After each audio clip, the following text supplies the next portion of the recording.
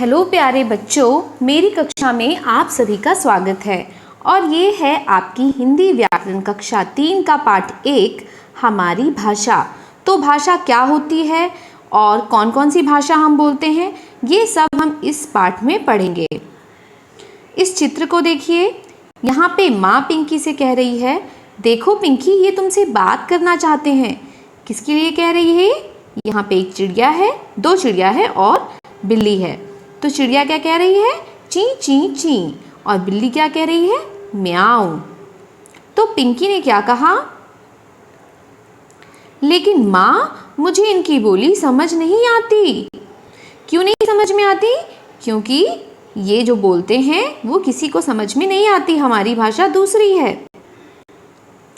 बच्चों, पशु पक्षियों की अपनी बोली होती है जिसे वे ही समझ सकते हैं। हम उनकी बात नहीं समझ पाते क्योंकि पशु पक्षियों की बोलियां या आवाज़ें होती हैं, भाषा नहीं। वो कोई भाषा का इस्तेमाल नहीं करते हैं, ये उनकी बोली होती है। जबकि हम लोग अपनी बात को भाषा द्वारा बोलकर या लिखकर बता सकते हैं। तो हम लोग क्या करते हैं? अपनी बात को कहने के लिए किसी भी भाषा का प्रयोग करते हैं। इस प्रकार जिसके द्वारा हम अपने विचार दूसरों तक बोलकर या लिखकर पहुंचाते हैं और दूसरों की बात समझते हैं, वही भाषा है। तो जिसके द्वारा हम अपने विचार दूसरे तक पहुंचाए उसे हम भाषा कहते हैं। तो ये भाषा की परिभाषा है जो आप सभी को याद करनी है। भाषा के रूप, भाषा के दो रूप होते हैं, एक मौखिक और एक लिखित। यानी कि भाषा को या तो हम बोल के या सुन के समझ सकते हैं या फिर लिख के और पढ़ के एक दूसरे तक अपनी बात पहुंचाते हैं। भाषा के दो रूप होते हैं। मौखिक भाषा, जब हम बोलकर अपनी बात दूसरों तक पहुंचाते हैं और सुनकर समझते हैं तो ये भाषा का मौखिक रूप होता है। ठीक है, तो मौखिक रूप कौन सा होता है? बोलना और सुनना। लिखित भाषा, जब हम लिखकर अपनी बात कहते हैं और दूसरा उसे पढ़कर समझता है तो यह भाषा का लिखित रूप होता है। ठीक है, तो लिखित भाषा क्या होती है? जो हम लिखें और कोई उसको पढ़े, तो इसे बोलते हैं लिखित भाषा। कभी कभी हम संकेतों द्वारा भी अपनी बात को दूसरों तक पहुंचाते हैं। जैसे कि हम कुछ संकेत कर रहे हैं, कुछ दिखाने की कोशिश कर रहे हैं, तो वो क्या होते हैं? वो संकेत होते हैं, बिना बोले। लेकिन संकेतों को भाषा नहीं कह सकते। भाषा वही होती है जो हम बोलते हैं। ठीक है, तो ये क्या है? ये संकेत है एक तरह का। भारत की प्रमुख भाषाएं, भारत की प्रमुख भाषाएं कौन कौन सी हैं? हिंदी हमारे देश में सबसे अधिक बोली जाने वाली भाषा है। तो हमारे देश यानी कि भारत में सबसे ज़्यादा भाषा अगर जो बोली जाती है वो है हिंदी। भारत के विभिन्न राज्यों में अलग अलग भाषाएं बोली जाती हैं। जैसे अब यहाँ पे राज्य दिए गए हैं और उसमें कौन सी भाषा बोली जाती है वो लिखा है। तो गुजरात में गुजराती बोली जाती है, पंजाब में पंजाबी बोली जाती है, असम में असमिया बोली जाती है, ओडिशा में उड़िया बोली जाती है, तमिलनाडु में तमिल, उत्तर प्रदेश में हिंदी, बंगाल में बंगला और केरल में मलयालम बोली जाती है। लिपि, लिपि क्या होती है? भाषा को लिखने के लिए कुछ चिन्ह निश्चित होते हैं जिन्हें लिपि कहते हैं। जैसे का बोलने के लिए हम क्या लिखेंगे? ये लिखेंगे। खा बोलने के लिए हम क्या लिखेंगे? ये लिखेंगे। तो इसका एक निश्चित रूप हमने तय कर दिया है। ये क्या है? ये लिपि है। ठीक है, जैसे इंग्लिश में क्या होता है? इंग्लिश में का लिखने के लिए हमें के लिखना है। ठीक है, तो ये क्या हो गया? ये एक लिपि हो गई। भाषा चाहे भी जो हो, लेकिन ये लिपि होती है जो उसके लिखने का रूप होता है। लिखित रूप को ही हम लिपि कहते हैं। हर भाषा की अपनी लिपि होती है। कुछ भाषाएं और उनकी लिपियां इस प्रकार हैं।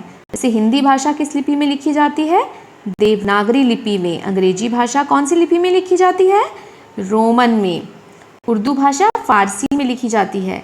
पंजाबी भाषा गुरुमुखी लिपि में लिखी जाती है। तो ये सारी चीज़ें आप लोगों के लिए बहुत ही इम्पॉर्टेंट हैं। ये सारी चीज़ें आप लोगों को याद होनी चाहिए।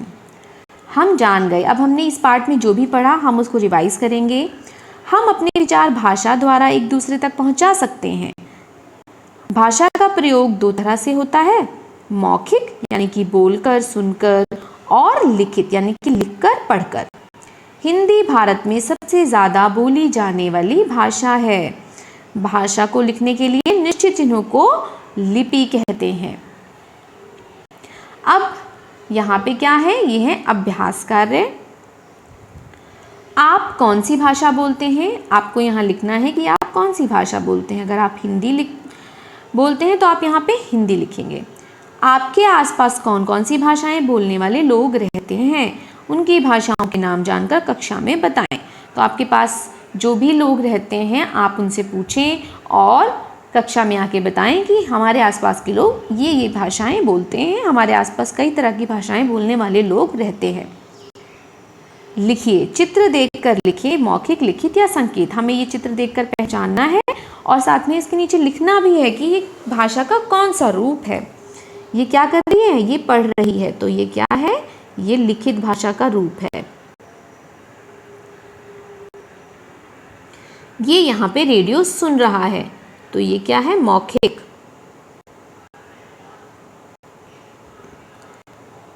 ये कौन सा है, ये संकेत है। ये संकेत हैं जिन्हें देख के हम कुछ समझ सकते हैं। ये लड़का गाना गा रहा है, यानी कि ये मौखिक भाषा का प्रयोग कर रहा है।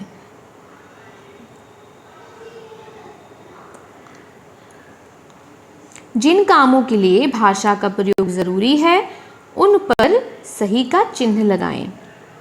तो क्या हमें खेल में भाषा का प्रयोग करना ज़रूरी होता है? आप में से कुछ लोगों को लगेगा कि नहीं होता है, लेकिन आप सोचिए कि क्या हम बिना बोले हम खेल खेल सकते हैं? नहीं खेल सकते। हमें खेलते समय एक दूसरे से कुछ भी बोलने की आवश्यकता हो सकती है, कुछ कहने की ज़रूरत हो सकती है, तो हमें भाषा की ज़रूरत पड़ती है।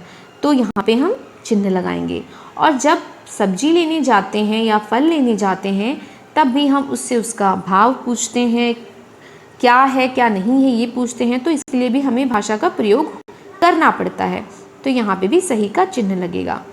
अब ये बच्ची यहाँ पे सो रही है, क्या हम सोते समय भाषा का प्रयोग करते हैं? नहीं करते हैं, तो हम इसको क्रॉस कर देंगे।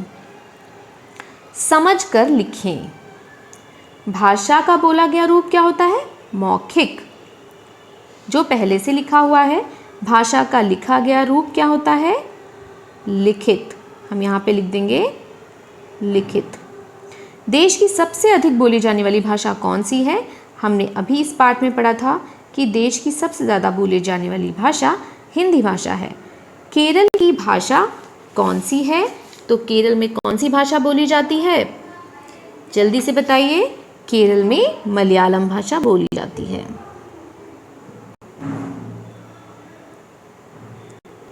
अगला प्रश्न है, दिए गए राज्यों की भाषा लिखें। उत्तर प्रदेश में कौन सी भाषा बोली जाती है? हिंदी, तो हम यहाँ पे हिंदी लिखेंगे। पंजाब में पंजाबी बोली जाती है। बंगाल में बांग्ला बोली जाती है, ये गा है। तमिलनाडु में तमिल बोली जाती है। अगला प्रश्न है, अपने मित्रों की सहायता से हिंदी और अंग्रेजी के अलावा किन्हीं दो भाषाओं में नमस्कार, अभिवादन बोलना सीखें। तो जब हम किसी से मिलते हैं तो हम सबसे पहले क्या बोलते हैं? जैसे हम हिंदी में नमस्कार बोलते हैं, इसे बोलते हैं अभिवादन करना। तो उसी तरह से दूसरी भाषाओं में और क्या क्या बोला जाता है वो आपको अपने मित्रों से डिस्कस करना है और बात करनी है और बोलना सीखना है।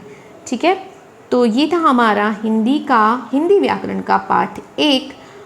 अगले कक्षा में हम पाठ 2 को भी करेंगे। धन्यवाद।